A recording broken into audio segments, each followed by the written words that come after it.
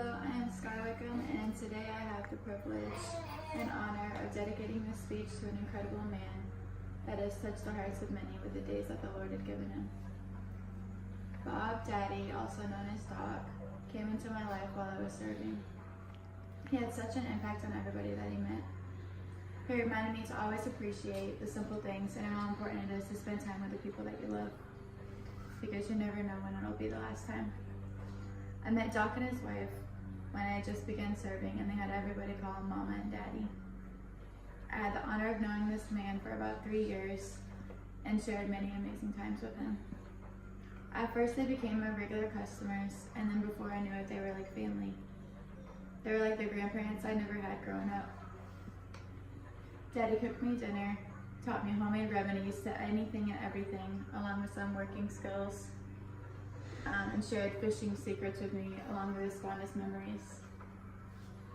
The first time we spent outside the restaurant where I served them was at their house. Daddy cooked me dinner on his old-fashioned grill. He always had a special trick of doing things just right. Daddy was the type of man with a huge heart and would do anything for the people that he loved. His wife had diabetes and she was constantly sick, so I offered to come over and help out whenever I could. He was so grateful for my help and was constantly telling me that I was a daughter that he had never had. One night he insisted that he had me over and he cooked me a nice meal. He cooked the three of us a fancy filet mignon and a beautiful garden salad. He would let me or his wife up from our seats as he cooked, served, and cleaned up dinner. He was very big on being a gentleman and treating a woman right. On my 21st birthday, he wanted to take me out to dinner, so they both decided to take me to Red Lobster, where I had my first experience with lobster. He always supported the idea of trying something new. After spending quite some time with Mom and Daddy, he asked me if he could actually legally adopt me as his daughter. This man and his wife had become my family, and if I had any type of issue at the end of the day, they were the ones that I turned to. Now, Daddy was the old-fashioned type of man, and if something needed to be fixed, or if you had a problem, he knew how to solve it. Living in Florida, I'd always gotten sunburned easily and usually pretty bad. He made a special homemade treatment for my sunburn, and it worked wonders. Not only was he good with homemade remedies, but he also was a talented woodworker. He took great pride in making absolutely everything from garage storage spacers to beautiful picnic tables. I never knew how this little old man could pick up this heavy wood and build these magnificent masterpieces.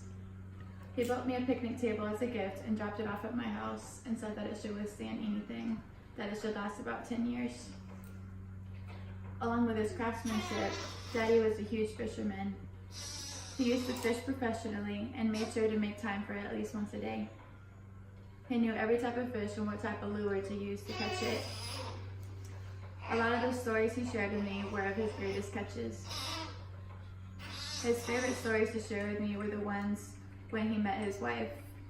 They both worked at CVS, and he was a pharmacist and she was his boss. They had both been married before and weren't sure they would marry again, but they hit it off and had been married over 20 years. This man really showed me how to appreciate the people that you care about.